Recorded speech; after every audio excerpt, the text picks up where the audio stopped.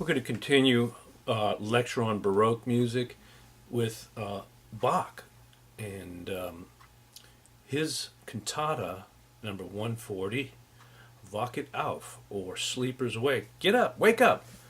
And this was from the Lutheran tradition. Bach never left Germany. He had several different employers. He worked for a prince. He worked at first in a church where he developed amazing organ pieces at a young age. Then he went to the Duke or the Prince and wrote secular instrumental music mostly. And then finally moved to Leipzig, and he worked in a church for the rest of his life. And a cantata is a sacred vocal piece, not quite as big as an opera or an oratorio. Oratorios being staged without costumes, operas being staged with costumes and dramatic action, but both of them telling the story.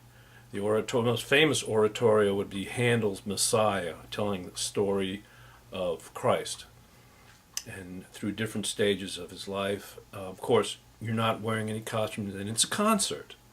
It's a presentation without dramatic action, but there is a story. So you have the opera, which has a story, has costumes, has action, music, recitative and arias. And you have oratorios, the same music. You have choruses, recitatives and arias, but you don't have costumes and you're not acting out anything. And then the cantatas, the sacred cantata, which would have been in a church for worship purposes and on special occasions. So Bach was asked to write cantatas for these Lutheran special days of the church calendar. And so let's take a look over here and let's see what we have here. First of all, let's look at this.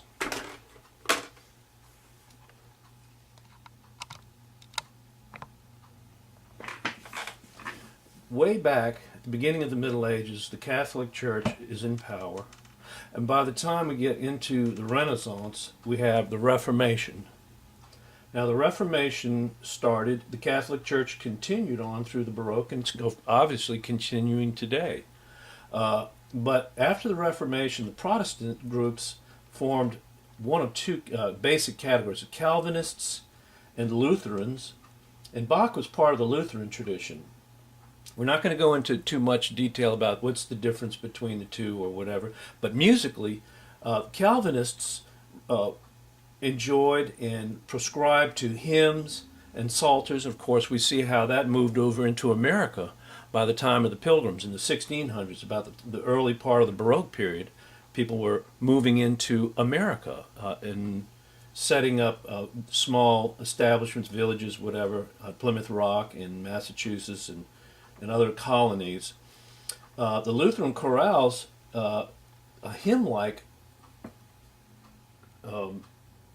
congregational type of singing, but in the Lutheran chorale, I'm going to read something to you here by the eminent music historian Donald Grout, and he says, as far as the Reformation, since the Calvinist churches discouraged musical elaboration, the Psalter tunes were seldom expanded into larger forms of vocal and instrumental music. Well, they discouraged instruments in the church as well, so there was no organ in these Calvinist churches. There were no instruments, so it was just congregational singing. The Lutheran chorales were expanded, though, so the Lutherans appreciated larger musical works. And so the Calvinist music figured less conspicuously in the history of music.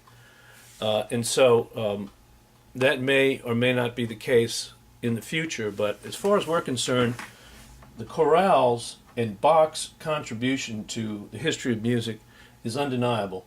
And what we're going to hear, we're going to hear a polyphonic setting and a hymn setting of the same chorale by Martin Luther. Martin Luther wrote most of the chorales, and Bach wrote a cantata around one of the chorales, Wach it auf.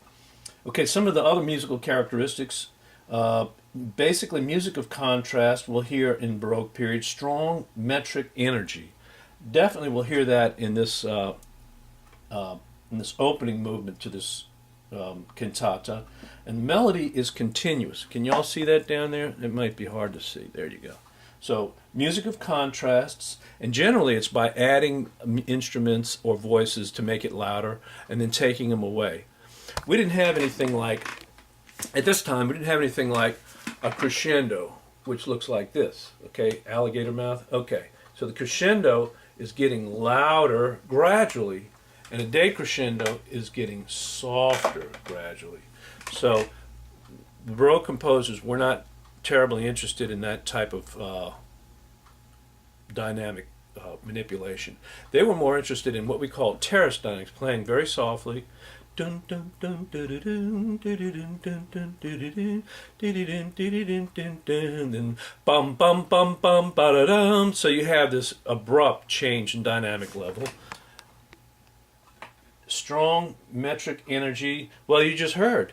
Dum bum dum ba ba bum bum ba ba bum bum bum ba ba bum da da dum ba da dum bum bum bum bum ba da dum bum bum bum. That's very energetic. It's got a good beat, you know. Not that people dance to those pieces, but they were based on dance.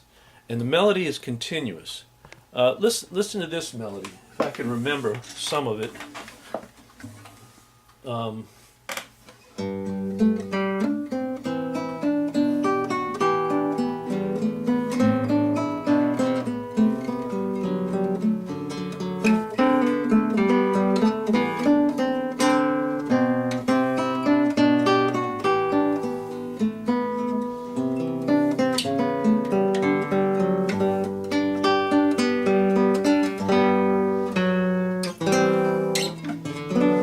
See the melody continues on and on and on, and it's not based on shorter phrases like simple folk music and music of the classical period. We're going to compare that.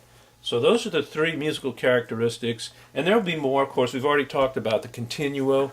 We've already talked about the tonal system and the instruments of the continuo. This piece, Vocat Auf, has a continuo, and you'll see in your book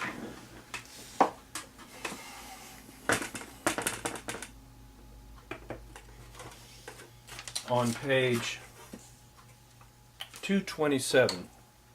Everybody turn to page 227 and you'll see it's a four-part choir, and the four-part choir is going to sing the actual chorale, and this would have been the last movement of 7 movements. So let's take a look over here.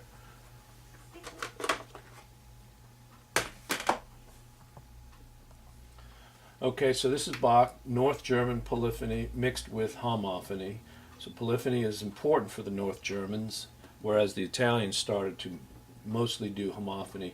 Soprano, alto, tenor, bass, 4 parts.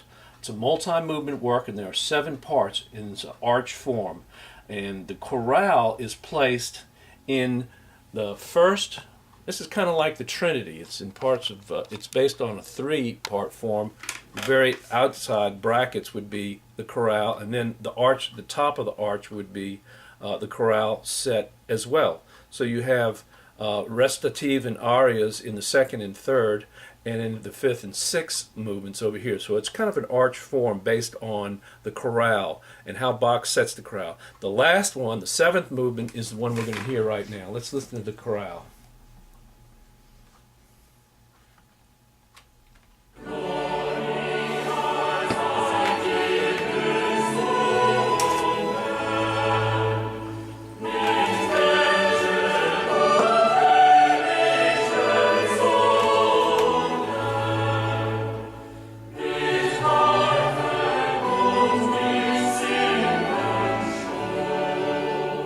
First verse, second verse.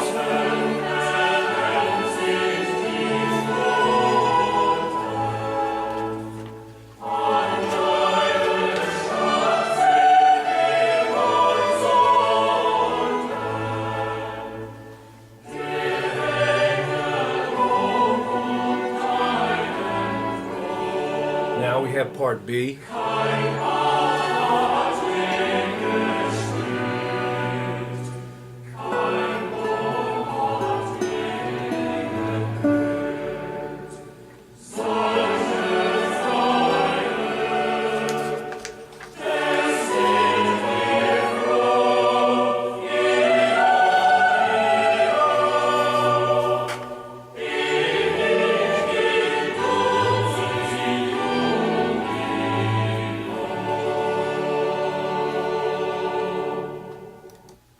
doctrine of affections. The doctrine of affections. Let's think about what that reminds us of. What kind of emotion? It's rather peaceful. It's rather sturdy and stalwart. It sounds like a bulwark against the world, against evil. These people are singing in church. This is a typical hymn. Here's the structure.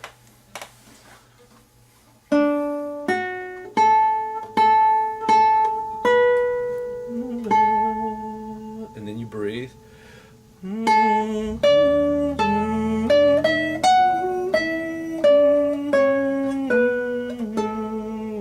Breath.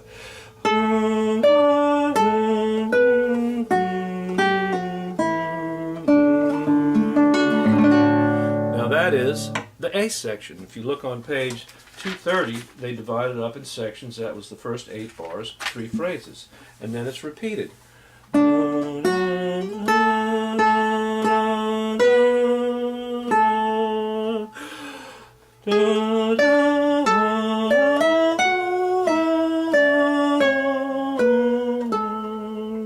Breathe.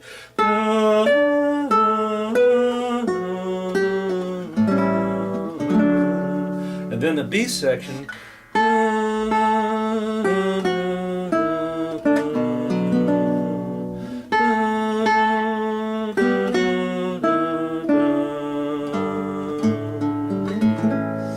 Then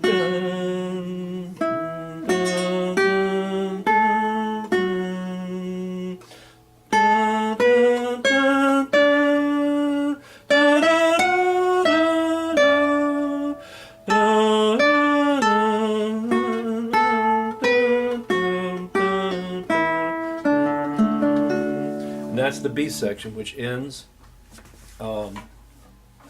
in the chorale. Now, let's listen to, I think we have enough time here to listen to the polyphonic setting of it. This would have opened the whole cantata. This would have been the first movement. Remember, as I said, you have over here, you had the last movement, the 7th movement, which would have been just what we heard, the hymn. The congregation would have participated in that. But the very first movement would have opened up, and this would have been for the experts. This would have been not for amateurs. Listen.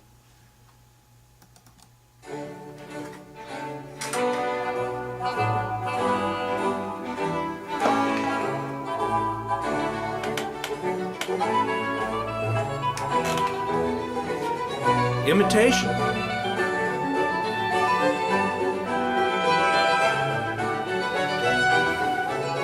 Like a jazz sax. Energy, the walking bass. Cadence. Now the chorale.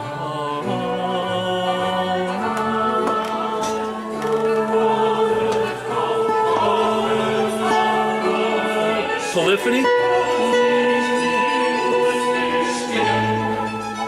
That was the A section. But we still have more of the A section.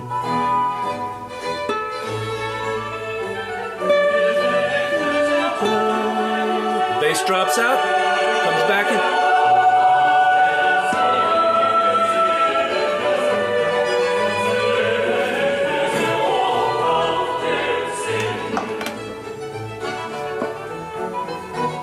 All right, so what can we say about this?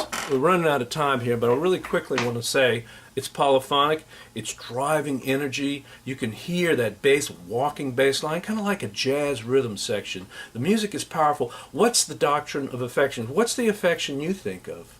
Me, I used this for my bride to walk down in our wedding. It's power in God. It's power in Jesus. It's power for a king. Of course, it could be for Louis XIV.